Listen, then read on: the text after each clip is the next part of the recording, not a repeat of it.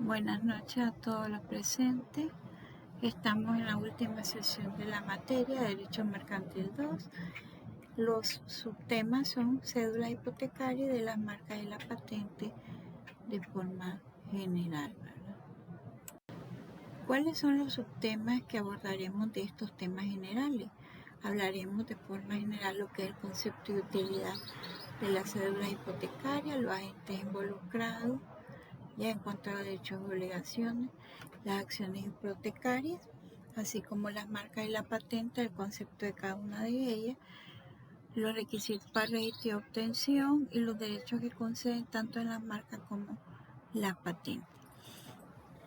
Asimismo también en esta sesión de clase los objetivos a alcanzar es que ustedes conozcan los diferentes conceptos de cédula hipotecaria, su utilidad y los agentes involucrados, así como sus obligaciones, que están de forma general en la Ley de Títulos Valores vigentes, la cual estamos estudiando en esta materia. Asimismo también veremos lo del concepto de marcas y patentes. Esto está lo de los requisitos, los derechos que se obtienen, que tienen cada una de las, el que tiene una patente y el que tiene los adquirentes, ¿ya? Esto está en leyes especiales, que son la ley de marca y otros signos distintivos, así como la ley de patente y modelo de utilidad. ¿Cuál es otro de los objetivos a alcanzar? Esto es que cada estudiante demuestra su capacidad de análisis de síntesis requerida, ya en este caso, y asimismo también que pueda ver la utilidad dentro de las relaciones comerciales jurídicas de estos tipos de títulos valores en este campo. En ese sentido, cuando hablamos del concepto de definición de forma general de una cédula hipotecaria, estamos hablando de que es un título de carácter financiero, una de las condiciones. ¿Por qué es financiero? Porque lo emite un banco en este caso, ¿ya? Y en los que se reconoce una deuda pagada, un interés, una rentabilidad fija por ello. Se tiene como garantía de inversión los préstamos hipotecarios de esa entidad. Entonces, ¿cuál es en este caso, el banco, al emitir esa cédula, tiene garantía o respaldo, lo que es el dinero, en este caso, que ha otorgado, que ha prestado al cuentaviente, ¿verdad? La entidad bancaria, ya, porque para hacerte cualquier préstamo al banco, primero tienes que estar registrado como cuentaviente y cumplir con los requisitos que te establecen las leyes bancarias, ya, así como la superintendencia de banco y otras instituciones, ya.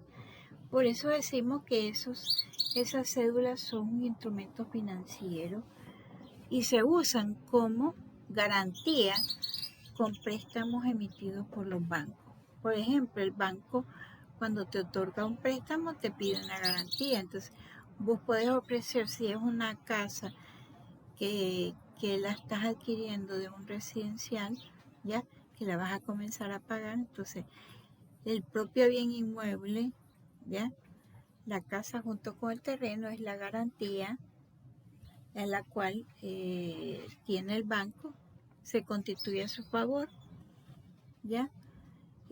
A través de la entidad bancaria se registra en el registro mercantil, en el registro de la propiedad inmueble, perdón, ya, como una hipoteca,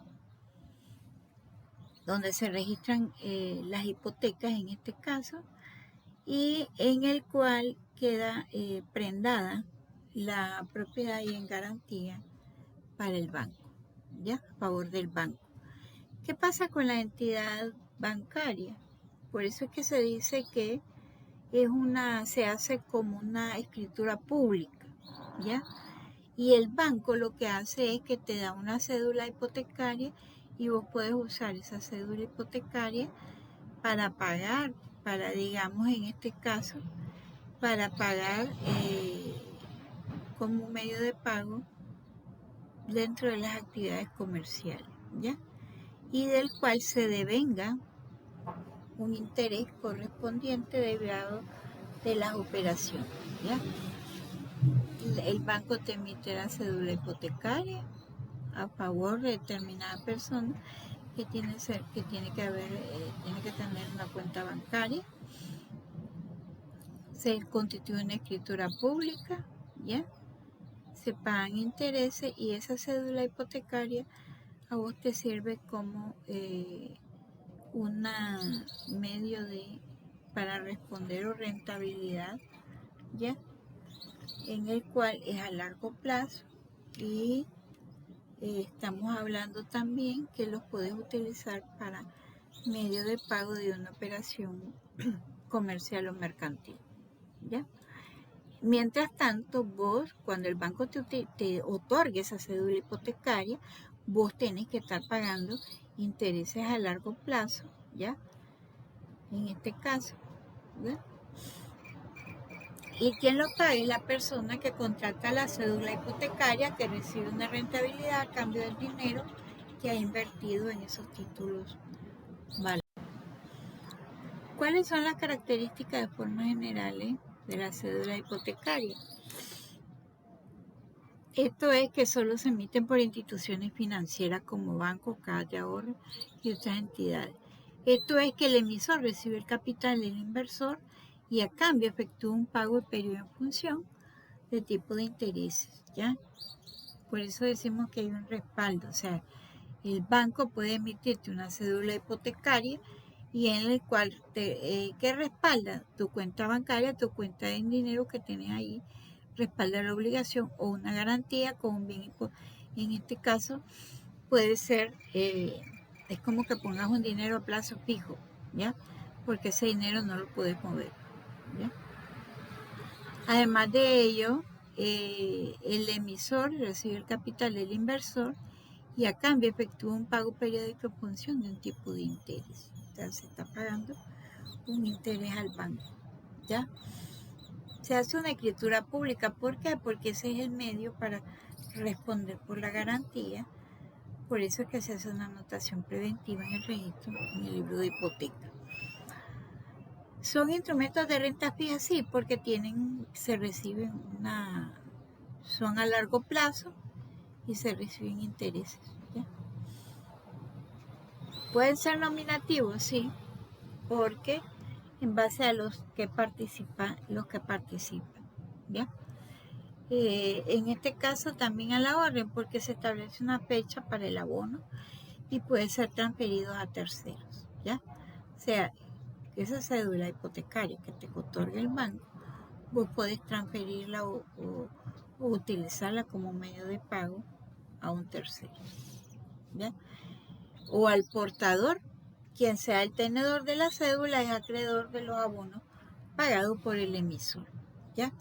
Aquí la entidad emisora puede utilizar estos títulos con el fin de financiar proyectos inmobiliarios, ¿ya? Asimismo, también el emisor puede amortizar de forma anticipada todo y parte de este título. Estamos hablando, como aquí hay un periodo de tiempo, en este caso plazo, puede ser a mediano, a largo plazo y mediano plazo, ¿ya?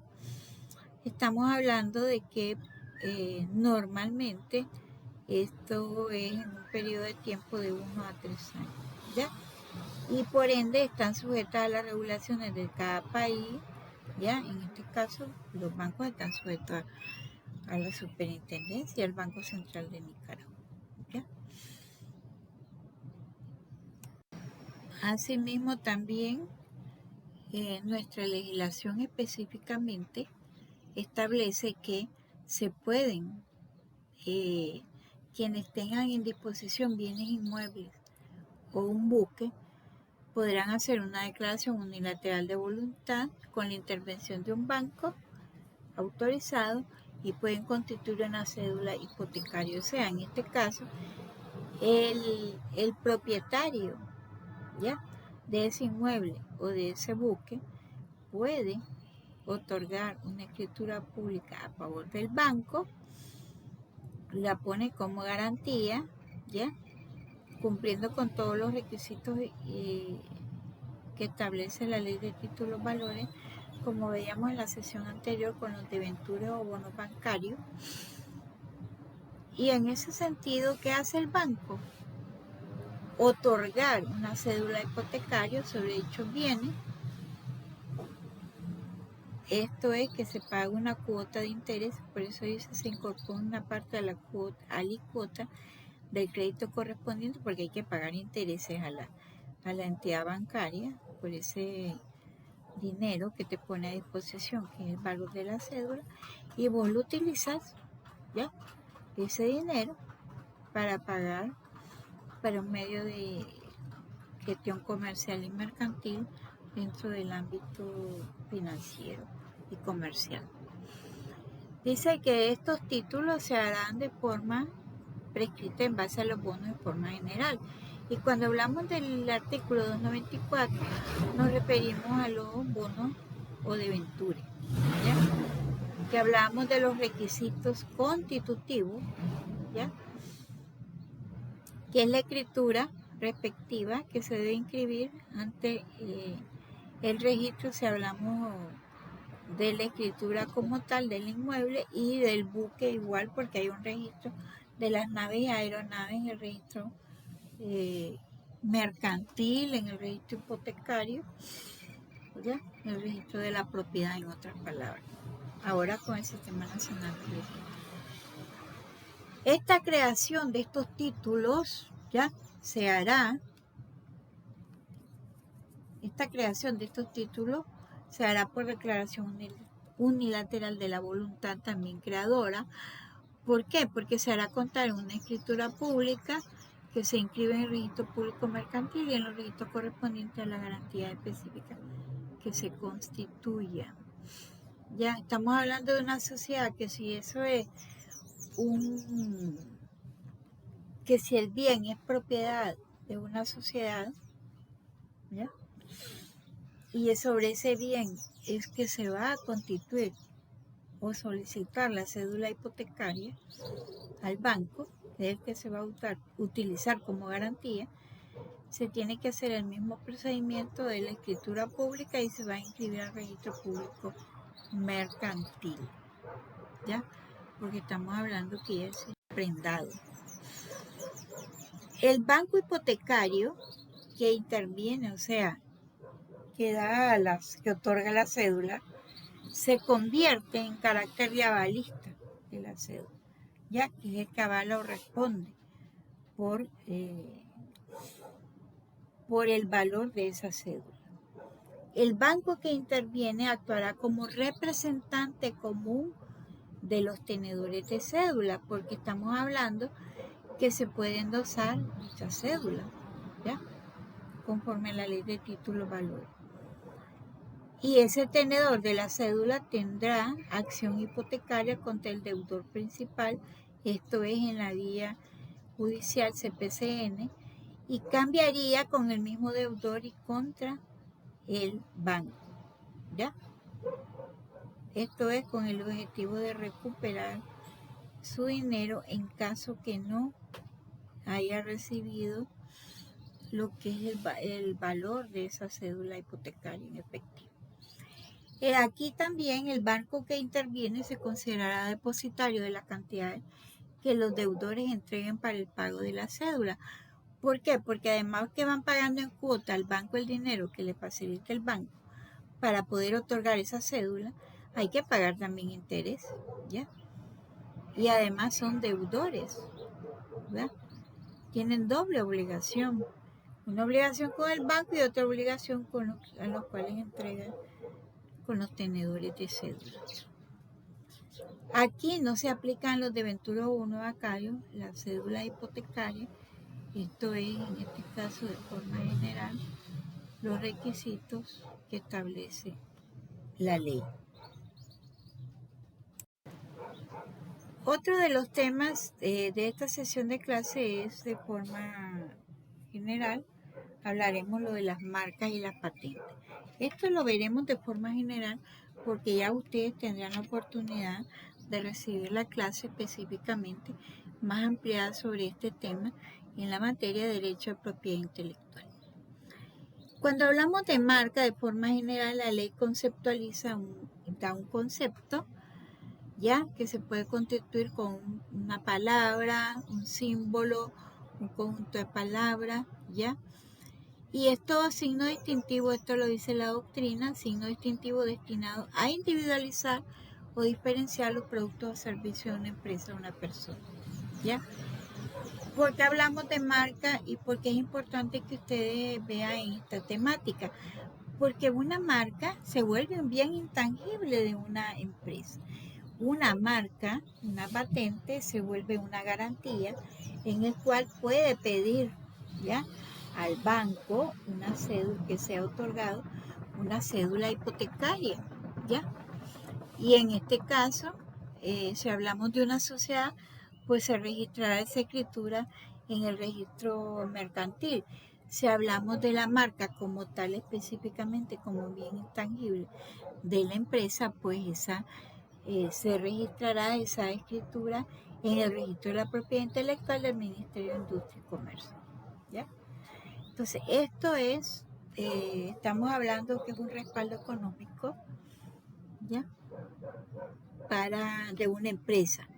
Y va en pro, ¿ya? Las empresas emiten marcas, registran marcas, en otras palabras, ¿ya?, en pro del mercado, del público consumidor, de la rentabilidad, de la calidad, en el cual consumidores, nosotros los consumidores, podamos ya beneficiarnos de ello.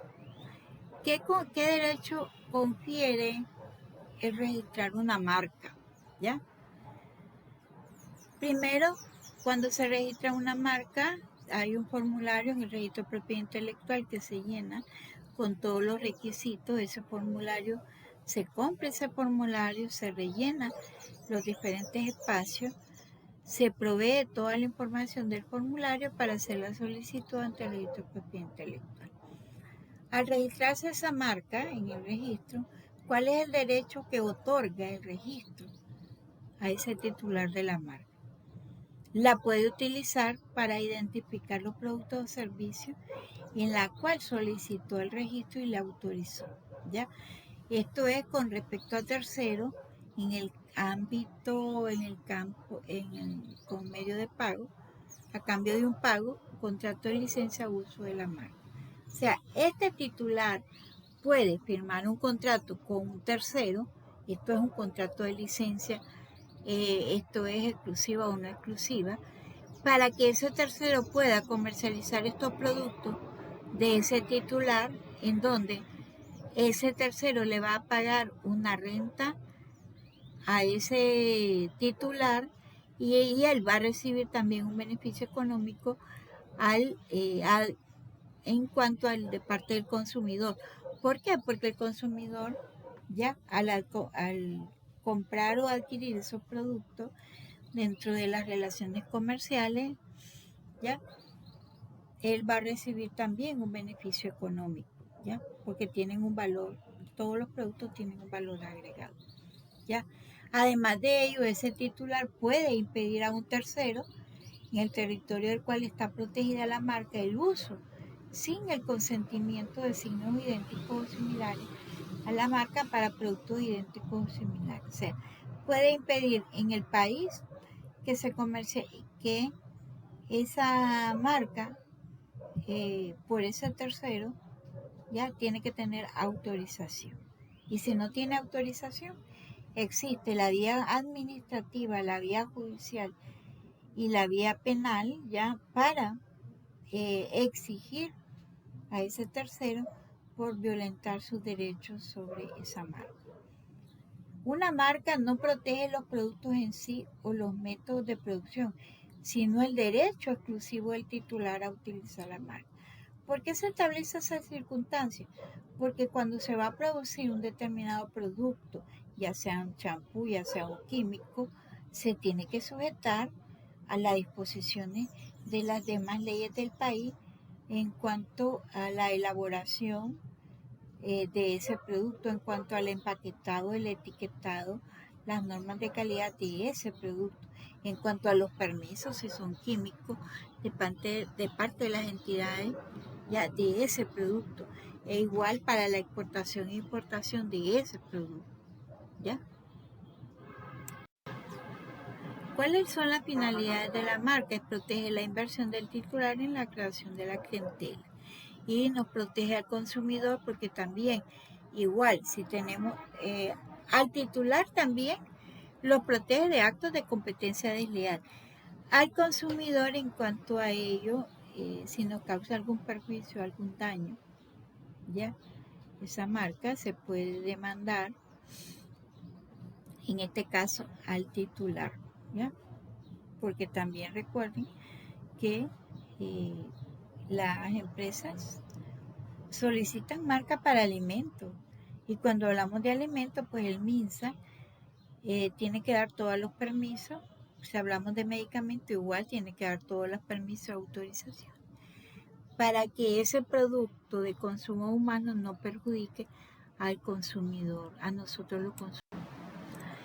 También el otro tema, previamente con la marca, la ley establece que te otorga ese derecho exclusivo por un periodo de 10 años y tenés que estarla renovando al cabo de ese periodo, pero mientras tanto podés transferirla, venderla, ya ceder los derechos en base a lo que te permite la ley de marca y otros signos distintivos, ya. Pero recordad que siempre tenés que hacer las inscripciones en los asientos registrales correspondientes al registro de propiedad intelectual de toda actividad o contrato que se realice con respecto a la marca. Esto es por los derechos de los terceros, ¿ya? Otro de los temas es la patente. La patente, estamos hablando que aquí el periodo que la ley otorga a la protección de una patente al inventor son 20 años, ¿ya? 20 años y aquí una patente es la protección, la ley te protege, ¿ya?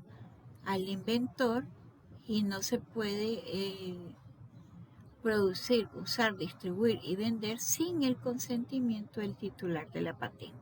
Eso es por el periodo de 20 años, ¿ya? Pero, por ejemplo, el caso específico de lo del COVID-19, la Organización Mundial de la Salud, junto con la Organización Mundial de Comercio también, que se involucró,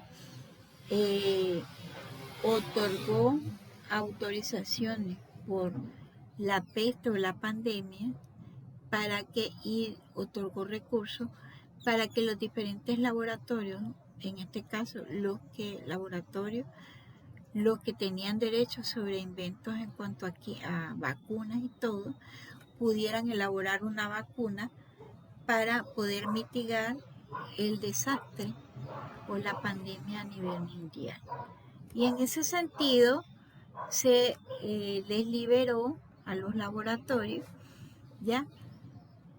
Y ya no solamente era como era un interés mundial, ya no solo estaba sujeto para el dueño, para el inventor de la vacuna, ya los derechos, sino que también aquí había un derechos adquiridos en cuanto al invento propio, a la patente, al monopolio temporal, porque este es un monopolio temporal, pero en este caso no había.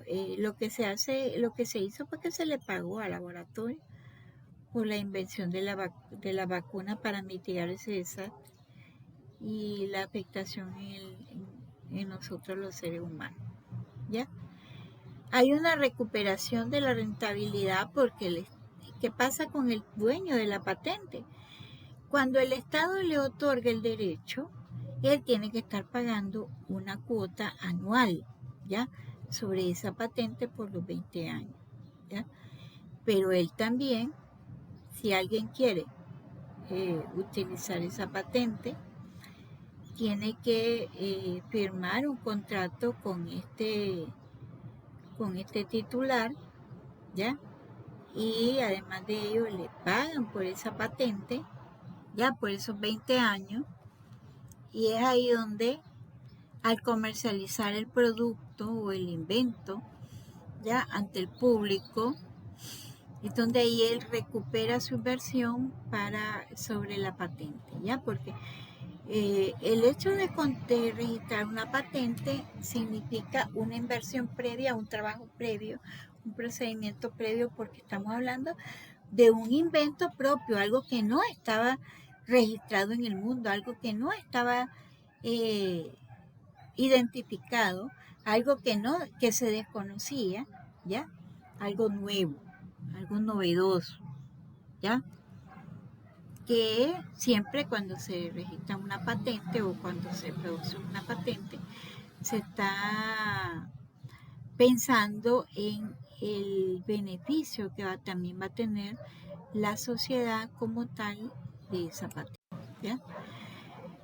Y en cuanto a los beneficios, ¿ya? Que tiene protección de los 20 años, que es lo que le decía de su invento, y si la patente tiene buen éxito comercial o industrial, el inventor se beneficia con las licencias de exportación que se decidan, en este caso a los terceros, ¿ya?